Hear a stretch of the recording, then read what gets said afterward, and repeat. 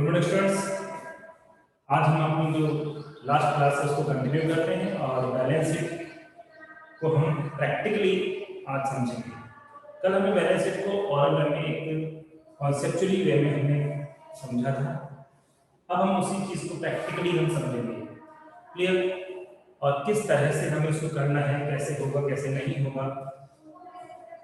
तो हमने mostly 3 examples कर लिए हैं। अब इसके बाद हम आगे देखते हैं, आगे एग्जाम्पल की बात करेंगे यहाँ पर। तो सबसे पहले ये बताएं कितने स्टूडेंट्स जो है उन्होंने बुक्स परचेज कर ली है। कितने स्टूडेंट्स ने बुक्स परचेज कर ली है?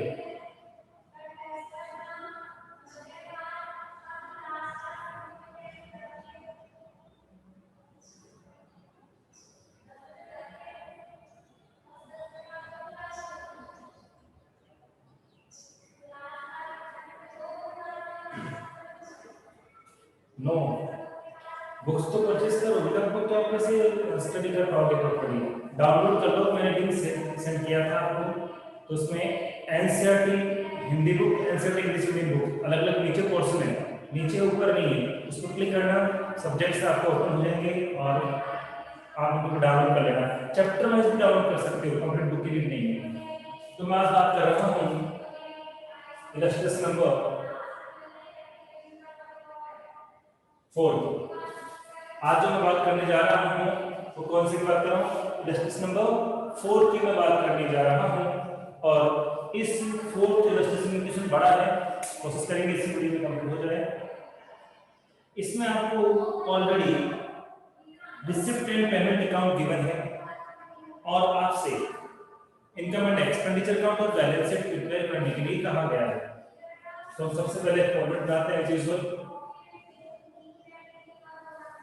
इनकम एंड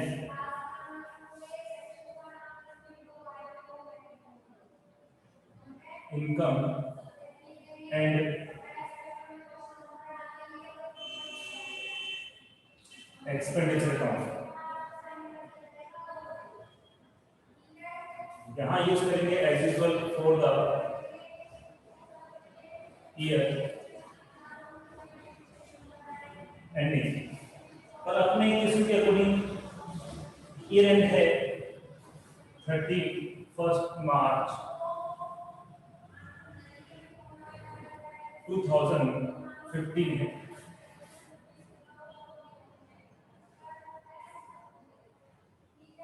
ये हो गया अपना format complete. This side is expenditure, then amount,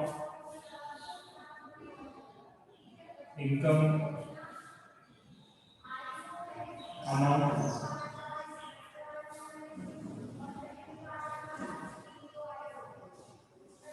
clear. अब स्टार्ट करते हैं वन बाय वन। सबसे पहले रिसिप्ट एंड पेमेंट अकाउंट में बैलेंस बीडी और ब्रैकेट में लिखो कैश इन हैंड। तो कैश इन हैंड और वैसे भी रिसीप्ट एंड पेमेंट अकाउंट में इसका होता है कैश अकाउंट हो गया। और कैश का बैलेंस है, कैश अपने लिए एसेट्स होती है, इसलिए हम इसको इसके अंदर यूज नहीं कर सकते। क्यों? क्योंकि कैपिटलाइज्ड नेचर का कोई भी transaction I mean assets and liabilities इस अकाउंट में कभी भी रिकॉर्ड नहीं की जाती है, इसलिए हम इसको अवॉइड करके आगे चलते हैं।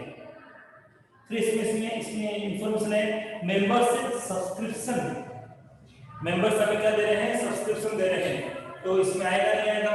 एब्सोल्युटली आएगा, क्योंकि सब्सक्रिप्शन जो है वो रेवेन्यू नेचर का होता है। तो हम ओनली सब्सक्रिप्शन लिख रहे हैं कि स्पेस अपने पास कम है, तो बाय सब्सक्रिप्शन। अब सब्सक्रिप्शन के रिगार्डिंग कोई भी एडिशनल इंफॉर्मेशन अवेलेबल है देन हम उसको इनर कॉलम में शो करेंगे। बट सपोज सब्सक्रिप्शन के रिगार्डिंग कोई एडिशनल इंफॉर्मेशन गिवन नहीं है देन हम उसको डायरेक्टली आउटर कॉलम में शो करेंगे। Is this clear? तो देखिए यहाँ पर सब्सक्रिप्शन का जो अमाउंट हो गया 2,50,000 और नीचे कुछ इंफॉर्मेशन है सब्सक्रिप्शन रिसीवेबल, रिसीव्ड नहीं है, रिसीवेबल है, मतलब इतना और हमें रिसीव करना था। वी कैन सी मतलब आउटस्टैंडिंग सब्सक्रिप्शन कहेंगे हम सब्सक्रिप्शन रिसीवेबल को। तो देखिए आगे, तो जब इंफॉर्मेशन है तो इस अमाउंट को कहाँ लिखेंगे, इनर कॉलम में 2,50,000 रुपीज। अब इसमें जो इंफॉर्मेशन है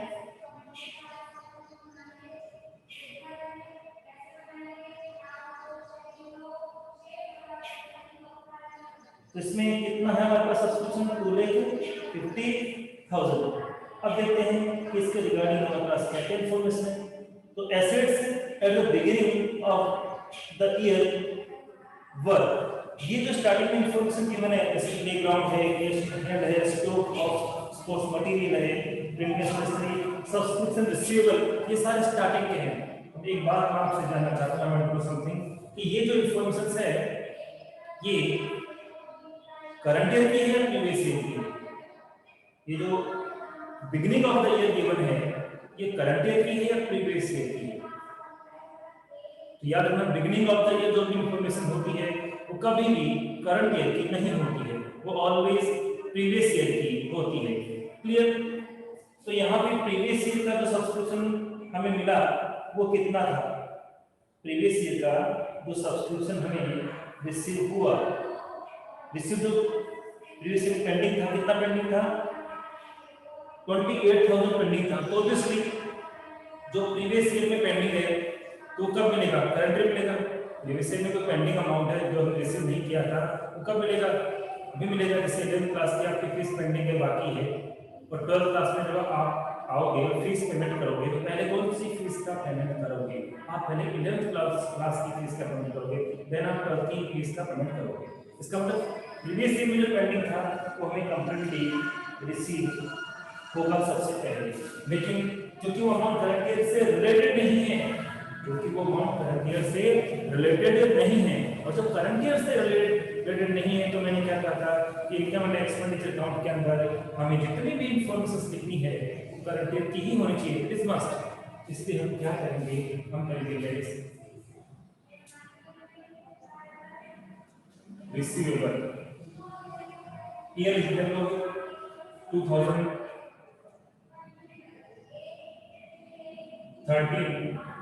और 14, ये अपना प्रीवियस ईयर है। 14 15 तो करंट ईयर होगा और 13 14 प्रीवियस ईयर होगा। अमाउंट था 28,000, इस तरह से ये हो गया 2,22,000 रुपीस। अब नीचे एक पैराग्राफ गिवन है, उसमें भी कुछ इंफॉर्मेशन गिवन है कि सब्सक्रिप्शन ड्यू ऑन 31 मार्च 2015 व 42,000। इस ईयर के एंड में ही 42,000 रुपीस का सब्सक्रिप्शन पेंडिंग है, ड्यू है। इस ईयर के एंड में है तो एब्सोल्युटली वो करंट ईयर का है, और करंट ईयर का है तो हमें क्या करना है बताइए? करंट ईयर की डेट को आउट जो सब्सक्रिप्शन है वो दिया हुआ है, पेंडिंग दिया हुआ है, ड्यू दिया हुआ है, तो करंट ईयर से रिलेटेड हुआ ऐड करना है, लेस करना है? जल्दी से बताइए, ऐड करना है, लेस करना है? ऐड करना है या लेस करना है? तो सीधी सी बात है, करंट ईयर का है तो आपको माइंड में क्या करना है? ऐड करना है। सोचना इस बात को, करंट ईयर का है तो ऑलवेज ऐड करना है, और करंट ईयर का नहीं है तो ऑलवेज हमें लेस करना है। इसलिए हम क्या करेंगे, उसको add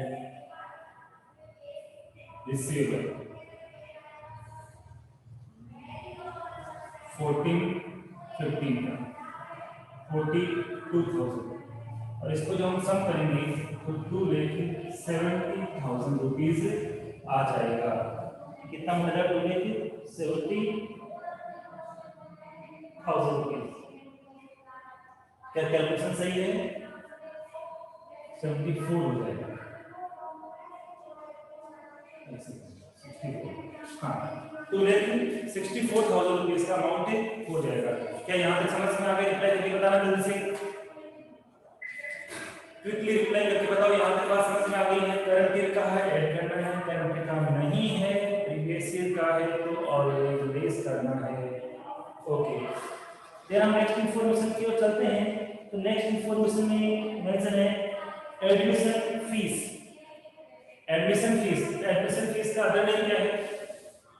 What is the other name of admission fees? So the other name of admission fees is entrance fees. ठीक है, एडमिशन फीस का अदर नेम क्या हुआ? एंट्रेंस फीस है। अब एंट्रेंस फीस को हम यहाँ लिख भी सकते हैं और नहीं भी लिख सकते हैं, तो इसके लिए हमें देखना पड़ेगा एडिशनल इंफॉर्मेशन में कि क्या वहां पर एडमिशन फीस के रिगार्डिंग कोई इंफॉर्मेशन है क्या। तो देखते हैं कि एडमिशन फीस के रिगार्डिंग कोई इंफॉर्मेशन है क्या। तो एडमिशन फीस के रिगार्डिंग कोई इंफॉर्मेशन नहीं है, तो entrance fees I mean admission fees के रिगार्डिंग जब कोई भी इंफॉर्मेशन नहीं होती है तो हम उसको ऑलवेज क्या करते हैं, उसको हम लोग रेवेन्यू नेचर का अज्यूम करते हैं, कंसीडर करते हैं। और जब रेवेन्यू नेचर का कंसीडर करते हैं तो हम इसको इसी के अंदर लिख लेंगे बाय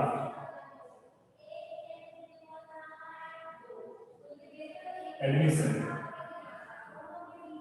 फीस। अमाउंट है 15,000। कितना अमाउंट है? 15,000। एडमिशन फीस के बाद इसमें है sale of old sports material. Sale of old sports material, बताइए इसमें आएगा नहीं आएगा?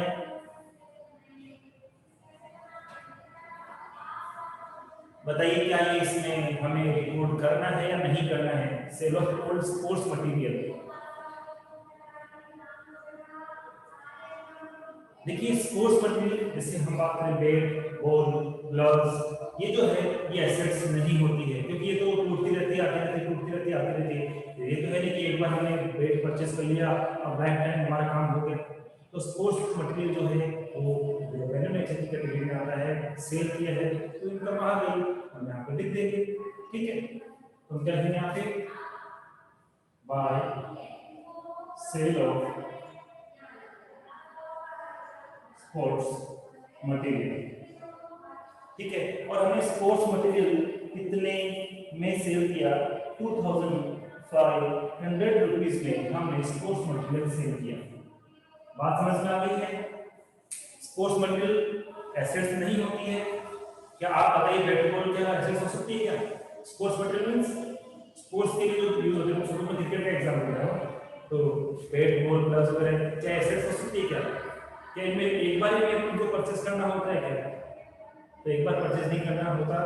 एक ही मंथ में एवरी डे क्रिकेट मैच की बात करें तो एक ही मैच में मिनिमम 2 बॉल चेंज हो रही है, कई बार 4 भी ज्यादा बॉल चेंज हो रही है ना, मुझे नेक्स्ट मैच में फिर से नहीं रिपीट हो रही है। रिपीट जो नेचर होता है वो ऑलवेज रेवेन्यू नेचर की कैटेगरी में आता है।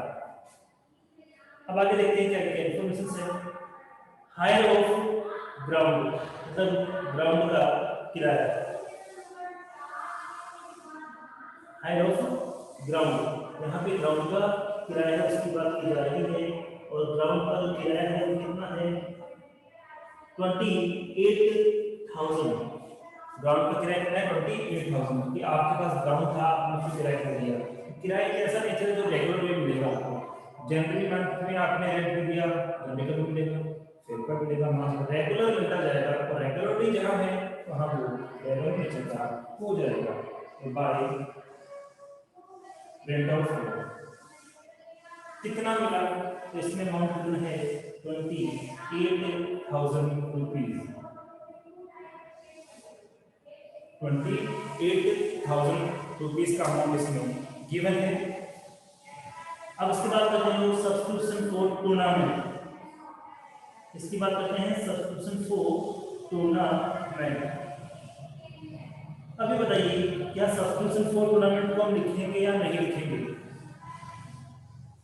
बताइए सब्सक्रिप्शन फॉर टूर्नामेंट को हम लोग रिकॉर्ड करें या ना करें? राइट, और लोगों के माइंड में बस सोचा करो, आप रिप्लाई किया करो। जो सब्सक्रिप्शन फॉर टूर्नामेंट है इसको हमें लिखना है नहीं लिखेंगे? वी कैन रिकॉर्ड और नॉट? तो मैंने कल की क्लास में बात कही कि किसी पर्टिकुलर ऑब्जेक्ट के लिए, किसी पर्टिकुलर वर्क के लिए आपको कोई भी अमाउंट मिलता है। लिसन अगेन, किसी पर्टिकुलर ऑब्जेक्ट के लिए, किसी भी पर्टिकुलर वर्क के लिए आपको डोनेशन मिले या सब्सक्रिप्शन मिले, उस केस में वो रेवेन्यू नेचर का नहीं हो सकता। क्यों? इसका मतलब कंडीशन लगा दी है कि हम आपको सब्सक्रिप्शन दे रहे हैं हम आपको डोनेशन दे रहे हैं, लेकिन इसका यूज आप केवल इसी पर्टिकुलर वर्क के लिए करोगे। तो वो पर्टिकुलर वर्क जब सर्टेन है, डिसाइडेड है, उस वे में वो जो आपकी इनकम है वो रेवेन्यू नेचर की कभी भी नहीं होगी, वो इनकम आपकी ऑलवेज कैपिटलाइज नेचर की हो जाएगी। That's why we can't show income and expenditure account. Is this clear? किसी डोनेशन या कोई भी सब्सक्रिप्शन या कोई भी अदर इनकम के साथ उसका पर्टिकुलर ऑब्जेक्ट गिवन है, किसी वर्क का नाम गिवन है, तो हम उसको कभी भी income and expenditure account report नहीं करेंगे, क्योंकि वो कैपिटलाइज नेचर का हो जाता है। तो यहाँ पे हम इसको नहीं लिखेंगे। और आगे चलते हैं, इसमें फिर देना इसमें लाइफ मेंबरशिप फीस। तो मैंने कहा था मेंबरशिप फीस एक होता है life membership fees. Membership fees होती तो वो रेवेन्यू नेचर की होती, मेंबरशिप फीस होती तो कौन से नेचर की होती? रेवेन्यू नेचर की होती। बट लाइफ टाइम में लाइफ मेंबरशिप फीस यूज कर लिया, लाइफ लगते ही वो कौन सा हो गया? कैपिटलाइज नेचर का हो गया।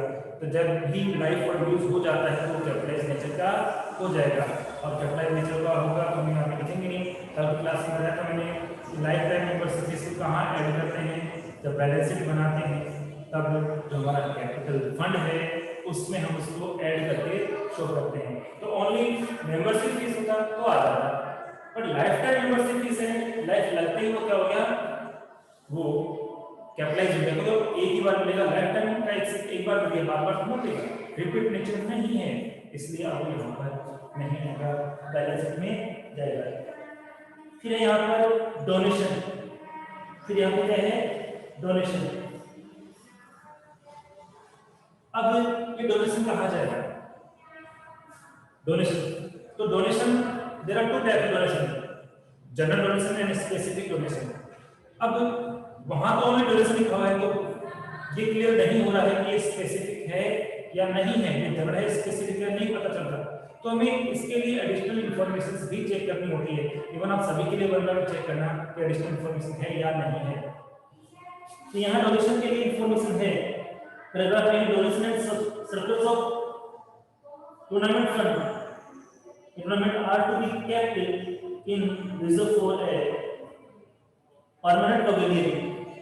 ये कह रहा है कि जो डोनेशन का जो अमाउंट है या जो टूर्नामेंट के सरप्लस बचेगा, सरप्लस में टूर्नामेंट के जो पैसा मिला वो आप टूर्नामेंट कराने के एक्सपेंस करोगे, तो जो बचेगा आपके पास, जैसे मान लो मुझे टूर्नामेंट करने के लिए 5 लाख रुपए मिल गए, तो मेरे मन से एग्जांपल बता रहा हूं, टूर्नामेंट अरेंज करने के लिए और ऑर्गेनाइज करने के लिए मुझे 5 लाख रुपए रिसीव हो गए और मेरे एक्सपेंस 4 लाख रुपए कितना रहेगा?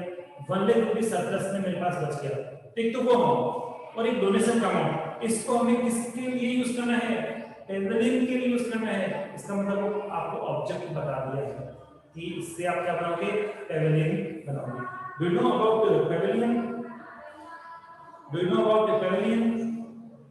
जानते हो पेवेलियन किसे कहते हैं? यस और नो? पेवेलियन जानते हो किसे कहते हैं? किसी की जब गेम की बात हम करें तो वहां पे जहां पर भी वो आपकी ऑडियंस बैठती है, जिसको हिंदी में दर्शक बोलते हैं, वो एरिया क्या होता है? और जब हम ग्राउंड की बात करें, ग्राउंड के जो स्पोर्ट्स पर्सन जो होते हैं, क्रिकेटर होते हैं, लोग भी होते हैं, आउट होने के बाद वो कहाँ जाते हैं? जिस जगह जाते हैं वो भी क्या है? ऑडियंस का एक पार्ट होता है। आई बात समझ में? आगे हम बात करते हैं, तो इस तरह से ये भी यहाँ पर नहीं आएगा। अब और कोई भी इंफॉर्मेशन इधर नहीं है तो हम चलते हैं इस तरफ। तो यहाँ देखिए, सबसे पहले बात करें पेमेंट की, तो पेमेंट में सबसे पहले गिवन है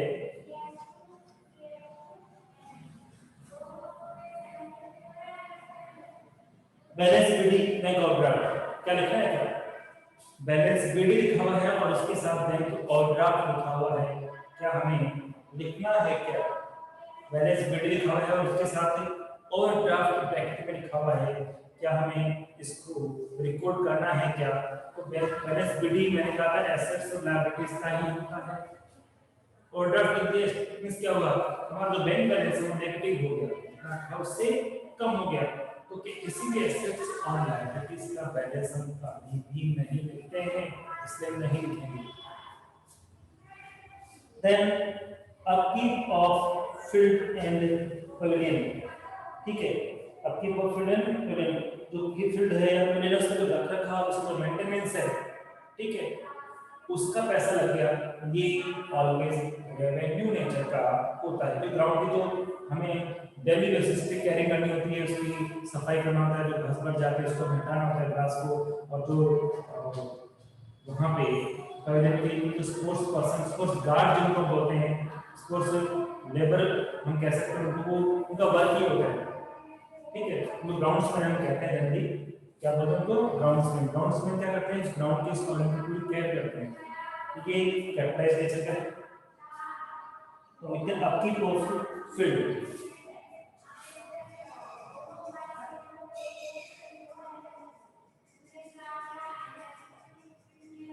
और इसके रिगार्डिंग कोई भी इंफॉर्मेशन नहीं है, इसलिए कोई दिक्कत ही नहीं है। डायरेक्टली 1,15,000 रुपीज का अमाउंट हम लिख देंगे। देन इसमें नेक्स्ट इंफॉर्मेशन है टूर्नामेंट एक्सपेंसेस। तो क्या टूर्नामेंट एक्सपेंस को हमें लिखना है क्या? नहीं लिखना, क्योंकि टूर्नामेंट के लिए हमें पर्सनली पर्टिकुलर अमाउंट मिला है। वैसे बता देता हूँ कि टूर्नामेंट के लिए कितना अमाउंट मिला था। तो टूर्नामेंट के लिए सब्सक्रिप्शन मिला था हमें कितना, 60,000। टूर्नामेंट के लिए सब्सक्रिप्शन कितना मिला था, 60,000। और यहाँ पे टूर्नामेंट के लिए एक्सपेंस कितना हो गया, 40,000।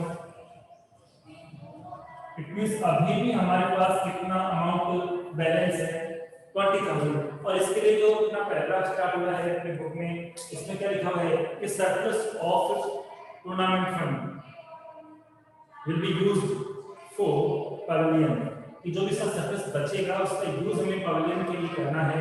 इसका मतलब ये यहाँ पे नहीं आ सकता, आई बात समझ सकते, जिसको हम यहाँ पर यूज नहीं करेंगे, ना एक्सपेंस लिखेंगे ना उसका इनकम लिखेंगे। देन रेट इंश्योरेंस, ये रेवेन्यू का इंश्योरेंस का अमाउंट एवरी मंथ देना पड़ता है, रेट एवरी मंथ देना पड़ता है। टू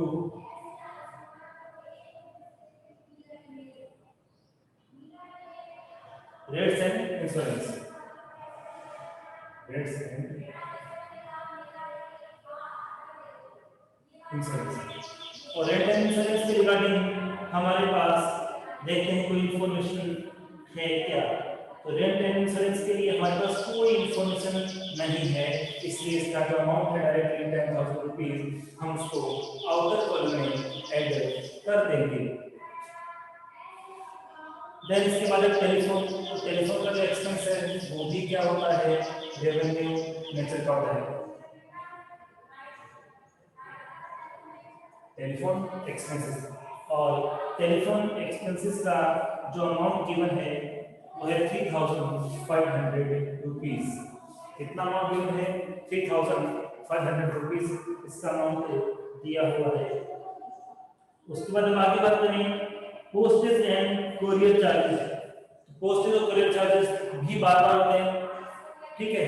पोस्टेज है, पोस्टेज मींस पोस्ट ऑफिस से रिलेटेड कोई भी काम करते हैं, मैसेज सेंड करना, फूड सेंड करना, पार्सल सेंड करना, वो सब इसी कैटेगरी में आता है। तो ये भी रेवेन्यू चलता होता है, ये कोई एसेट्स कैरेक्टर नहीं है। पोस्टेज चार्जेस,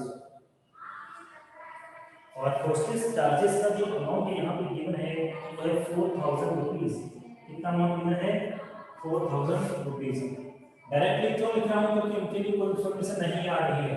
इन्फॉर्मेशन आएगी तो मैं इसको पहले इनर कॉलम में लिखूंगा, फिर उसमें मैं एड्रेस करूंगा, एडजस्टमेंट करूंगा, देन मैं उसको बाहर लिखूंगा।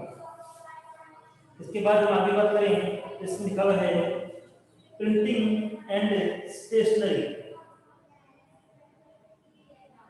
तो मैं ये लिखता हूँ कि रेवेन्यू चेक होता है ऑलवेज एक्सपेंस है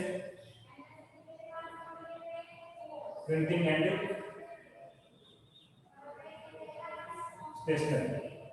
प्रिंटिंग एंड स्टेशनरी की बात करें तो इसके लिए देखते हैं कि कोई इंफॉर्मेशन है या नहीं है। तो प्रिंटिंग एंड स्टेशनरी की इंफॉर्मेशन है हमारे पास, प्रिंटिंग एंड स्टेशनरी की इंफॉर्मेशन अपने पास है। ओपनिंग में इसका अमाउंट कितना है 11,000 रुपीज है। प्रिंटिंग एंड स्टेशनरी का जो अमाउंट दिया हुआ है 11,000 दिया हुआ है। अब प्रिंटिंग एंड स्टेशनरी एक गुड्स के रूप में होती है, ठीक है। और स्टार्टिंग में इसके लिए इंफॉर्मेशन है, इसके साथ outstanding period active under use नहीं किया गया है। इसका मतलब ये क्या हुआ, ओपनिंग स्टॉक हुआ। क्या हुआ, क्योंकि ओपनिंग स्टॉक क्यों माना, क्योंकि ये बिगिनिंग ऑफ द ईयर है, इसलिए क्या हुआ ओपनिंग स्टॉक। तो मैंने बताया था कि ओपनिंग स्टॉक को हम ऑलवेज क्या करते हैं, हम ऐड करते हैं। तो सबसे पहले जो बिल्डिंग स्टेशनरी का अमाउंट है वो देखते हैं कितना है, तो वो है 26,000। कितना है 26,000, और ऐड करेंगे इसमें ओपनिंग स्टॉक, और जो स्टार्टिंग ऑफ द ईयर है वो ओपनिंग स्टॉक ही होता है, इसलिए इसको ऐड कर देंगे और ये 37,000। अब देखते हैं कि हमारे पास कोई और भी इंफॉर्मेशन है क्या, तो देख लेते हैं।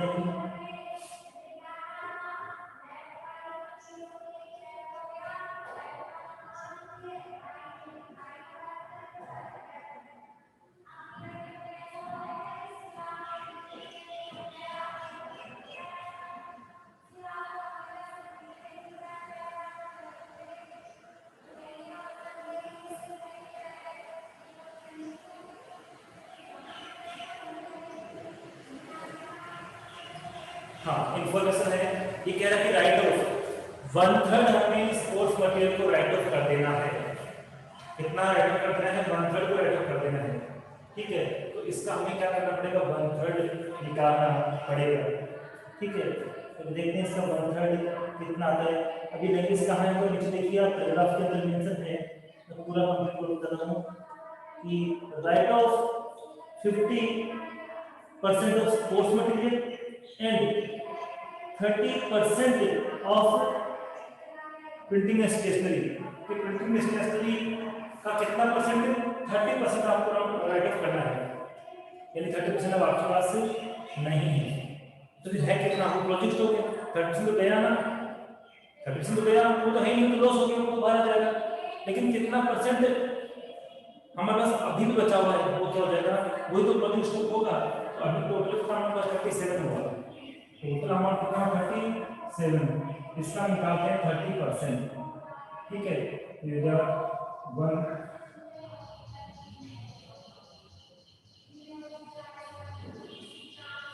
11,100 हो जाएगा। कितना हो गया, 11,100 हो जाएगा, ठीक है। तो टोटल ये था, इसमें से कितना हमें ऐड ऑफ करना है, तो फिर कितना हमारे पास रह गया 25,900। तो जो रह गया है, जो बच गया है, वही तो प्रोजेक्ट स्टॉक है। तो हम क्या करेंगे, यहाँ पे लेस प्रोजेक्ट स्टॉक 30% हमारे पास स्पेंड हो गया, लॉस हो गया, बट कितना बच गया, कितना बच गया 25,900। और जो लॉस हुआ उस तरह से हमारे पास बाहर 11,100 आ जाएगा। इसमें हमने यूज किया ये कैसे डैमेज हो चुका, कितना चला गया, कितने का नुकसान हो गया, इतना का एक्सपेंडिचर हो गया, इसलिए हमने इसको यहाँ पर लिखा है। Is this clear? जितना राइट ऑफ कर देते हैं एक्चुअली वो यहाँ पे आता है, और जितना राइट ऑफ नहीं करते जो बैलेंस है वो ऑलवेज प्रोजेक्ट स्टॉक में काउंट होता है, इसलिए इसका इफेक्ट बैलेंस शीट में भी आएगा। आगे देखते हैं क्या लिखा है, मेंशन किया हुआ है। देन इसकी इंफॉर्मेशन है मिसलेनियस एक्सपेंसेस, जिसको हम अदर एक्सपेंस भी कहते हैं। टू मिसलेनियस एक्सपेंसेस, और मिसलेनियस एक्सपेंस के रिगार्डिंग हम बात करें तो हमारे पास कोई भी इंफॉर्मेशन नहीं है, दैट्स व्हाई डायरेक्टली इसका अमाउंट आउटर कॉलम में शो किया जाएगा। उसके बाद देखते हैं और क्या इंफॉर्मेशन है, सेक्रेटरी ऑनरेरियम। अभी नया वर्ड आपके सामने आ गया, ऑनरेरियम। ऑनरेरियम क्या है, किसे कहते हैं, just like a salary. Honorarium का मतलब क्या है, जस्ट लाइक ए सैलरी, कि जो सेक्रेटरी है हम उसको क्या दे रहे हैं, सैलरी दे रहे हैं। एक्सपेंस हुआ ना, जो सेक्रेटरी है उस पूरे काम को ऑर्गेनाइज करने के लिए जो सेक्रेटरी अपॉइंट किया उसको हम जो सैलरी दे रहे हैं उसको बोलते हैं ऑनरेरियम, उसको रेम्युनरेशन भी हम कह सकते हैं, ठीक है। तो कितना अमाउंट है इसका, सेक्रेटरी का अमाउंट हो ₹30,000 है और इसके रिगार्डिंग की इंफॉर्मेशन नहीं है। ऑनरेबल ₹30,000, ठीक है। और आगे चलते हैं, grass and seeds. Grass and seeds, तो जो ग्रास एंड सीड्स है इसका अमाउंट गिवन है हमारे पास क्वेश्चन के अंदर 2600। ग्रास और सीड्स भी ऑलवेज रेगुलर नेचर का ही होता है। सीड्स तक बीज और घास ये फिनिश हो जाते हैं, जलते जाते हैं, खराब हो जाते हैं, फिर से नया वो उगाते हैं, फिर चले जाते हैं, तो ये रिपीट नेचर का है। इसको भी हम कैपिटलाइज नेचर का नहीं मानते हैं, रेगुलर नेचर का ही मानते हैं। Grass and seeds 2600। तो अभी तक कोई डाउट है तो थोड़ा सा फास्ट चल रहा है, कुछ बड़े हैं, आज क्लास में हो ही नहीं पाएंगे क्योंकि बैलेंस शीट भी बनानी है। कॉन्सेप्ट तो चल रहा है तो रेगुलर नेचर का यूज करना है, जो नहीं है वो छोड़ देना है, तो बैलेंस शीट नहीं है। उसके बाद आगे बात रही इन्वेस्टमेंट। क्या बताओ इन्वेस्टमेंट को लिखना है क्या इन्वेस्टमेंट को यहाँ पे लिखना है क्या? जल्दी से बताइए, इन्वेस्टमेंट को लिखो क्या? इन्वेस्टमेंट क्या होता है? एसेट्स होती है। इन्वेस्टमेंट क्या होता है? एसेट्स होती है। और एसेट्स तो कभी भी नहीं आ सकती, क्योंकि एसेट्स कहाँ लिखते हैं? बैलेंस शीट में लिखते हैं, इसलिए हम इसको अवॉइड करेंगे। परचेज ऑफ स्पोर्ट्स मटेरियल, तो मैंने पहले कहा था कि ये तो रेगुलर नेचर का ही होता है, ठीक है।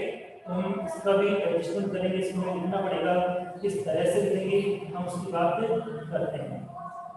तो सबसे पहले स्पोर्ट्स मटेरियल कितना परचेज कर लिया हमने स्पोर्ट्स मटेरियल, देख लेते हैं। हमने स्पोर्ट्स मटेरियल परचेज किया है 68,000 रुपीज का। कितने का परचेज किया है? 68,000 रुपीज का। और स्टार्टिंग के अंदर स्टॉक ऑफ स्पोर्ट्स मटेरियल लिखा हुआ है। स्टार्टिंग होता है स्टॉक ऑफ स्पोर्ट्स मटेरियल लिखा हुआ है, इसका मतलब क्या हुआ? ओपनिंग स्टॉक हुआ। क्या हुआ? ओपनिंग स्टॉक हुआ। तो हमें क्या करना है? इसको ऐड करना है। कितना अमाउंट को ऐड करना है? 85,000 रुपीज हमें ऐड करना है। Add opening stock 85,000 rupees. इसको ऐड करने पे आएगा 0003 1,53,000। अब इसके लिए उसने क्या कहा था कि 50% स्पोर्ट्स मटेरियल को हमें राइट ऑफ करना है। तो टोटल कितना हो गया? टोटल का 1,53,000। इसका 50% राइट ऑफ करना है, तो बाकी हमारे पास बचेगा ना, वो क्लोजिंग स्टॉक हो जाएगा। तो उसका 50% कितना होगा? इसका 50% होगा 76,500। कितना होगा? 76,500। तो ये तो क्या हो गया अपना राइट ऑफ कर दिया, और जो बचेगा वो भी तो कितना बचेगा? 50-50 है, इसलिए ये है क्लोजिंग स्टॉक। तो यहाँ क्या करेंगे? क्लोजिंग स्टॉक को ऑलवेज क्या करना होता है? लेस करना होता है। क्लोजिंग स्टॉक को ऑलवेज क्या करते हैं? लेस करते हैं। 76,300। तो आउटर कॉलम में कितना आएगा? 76,300, ठीक है। अब इसके आगे हम बात करें तो आई थिंक हमारे पास कोई भी इंफॉर्मेशन से नहीं बची है, क्योंकि बाद में बैलेंस शीट ही है। कितने स्टेप से समझ में आ गए? अब बड़े क्वेश्चन स्टार्ट हो जाएंगे, सारे जो पॉइंट्स पढ़े हैं एक चेन की तरह उसको माइंड में लेके चलना पड़ेगा। कोई डाउट है? जो रेगुलर नेचर का उसको लेना, जो कैपिटल नेचर का उसको अवॉइड करना। जिसको राइट ऑफ करना है वो आउटर कॉलम में आएगा, बाकी जो बच गया वो क्लोजिंग स्टॉक कैटेगरी में आ जाएगा। अब निकालना क्या है? अब इसका हमें डिफरेंस निकालना है। इसका टोटल करेंगे, इसका टोटल करेंगे, तो डिफरेंस रहेगा, या तो वो सरप्लस होगा या फिर वो डेफिसिट होगा। तो यहाँ पे बात करें इसका टोटल लेंगे पहले,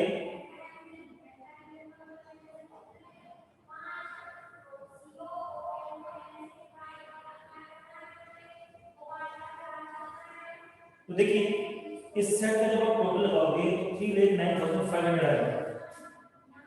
3,09,500 आएगा। तो मैं इधर भी एक लिखूंगा कि ज्यादा रहेगा। 3,09,500 डिफरेंस किधर आ रहा है? तो हम क्या यूज करेंगे? 2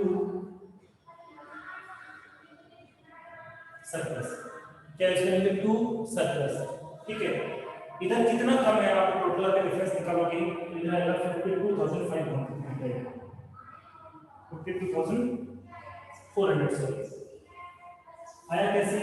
बैलेंसिंग फिगर से आया, मतलब टोटल किया और डिफरेंस निकाला। यहाँ क्या लिखना पड़ेगा आपको? एक्सेस ऑफ इनकम और